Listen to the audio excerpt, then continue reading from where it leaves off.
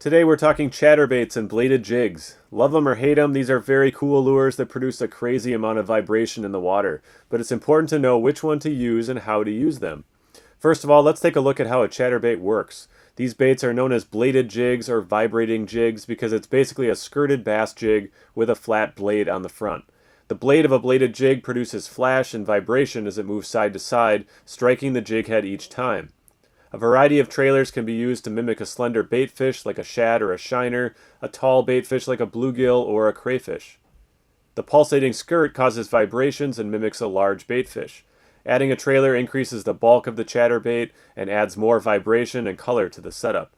It can also help to match a certain type of forage that you're trying to imitate. The name Chatterbait is actually a trademark of Z-Man, but other brands have introduced their own bladed jigs now too.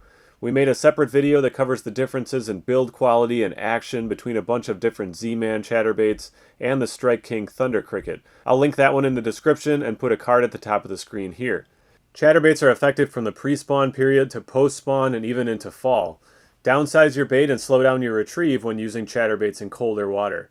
At these times of year, you'll want to experiment with slow-rolling chatterbaits around vegetation or along the bottom to convince a sluggish fish. You can also move toward a mini chatterbait in cold water to give you a smaller, slower presentation. This can sometimes be a great option for lethargic bass in hot water too during midsummer. Think about what kind of forage the bass might be feeding on and try to replicate that. Most of the time I'm imitating a bluegill, a shad, or a golden shiner. Use the blade color, skirt color, and trailer style to help match the color, shape, and movement action of that type of forage. I would recommend using a medium or medium heavy rod for chatterbaits. I've even thrown small chatterbaits on a medium light, but it all depends on the type of location you're fishing and how much power you might need to pull that fish out of the cover. Some people use chatterbaits without trailers, but I almost always use trailers with them. When I want to imitate a crayfish, I like the rage craw, usually in the 4-inch size. I'll downsize to a 3-inch baby rage craw on a small chatterbait.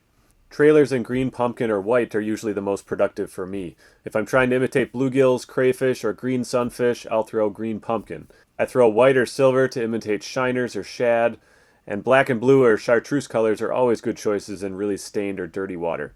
As I said, the Rage Craw is my favorite chatterbait trailer, but a lot of different companies make crayfish trailers similar to the Rage Craw. Larger, wider claws usually show the best action that's unaffected by the water flow disruption that some chatterbait blades will cause. Again, check out the other video I mentioned earlier where we compared 7 different chatterbaits with various trailers to see how their blades affected the action of the trailers.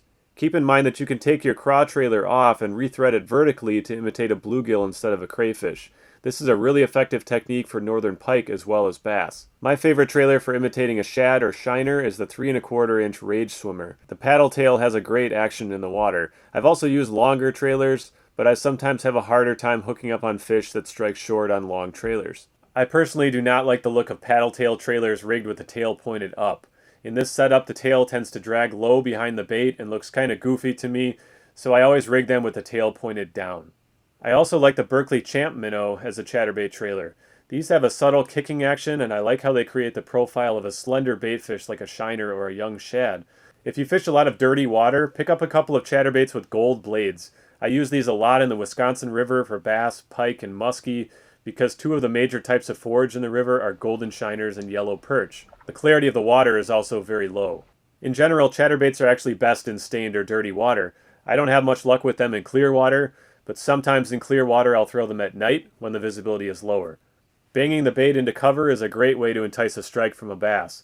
Hitting rocks or wood or dock posts is great, or even just popping it off of vegetation can be all it takes to convince a bass to bite, so don't be afraid to bump plants or hard objects during the retrieve. Chatterbaits do get hung up on vegetation, even ones that claim to be weedless, but most of the time you can rip it a couple of times and the plants will fall off.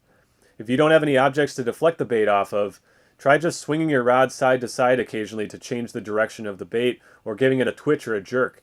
This can have a similar effect as deflecting a bait off of cover. Speaking of deflecting, chatterbaits are not the greatest in heavy wood structure. A wider, flatter trailer tends to be a little bit better to keep the hook pointed away from the wood, but you'll want to keep the bait moving fairly quickly so it doesn't have a chance to roll sideways and hook into a branch. Chatterbaits are also effective when crawled slowly across the bottom, particularly on hard bottoms. If you're just getting started with chatterbaits, I'd recommend picking up a white and yellow, a black and blue, a silver, and a bluegill pattern. That pretty much covers your bases in different fishing conditions and imitating different types of forage. There are lots of good trailers out there to pick from. I like the Rage Craws and Rage Swimmers, but there are a million good ones out there, so take your pick. Thanks a lot for watching, and we'll catch you next time.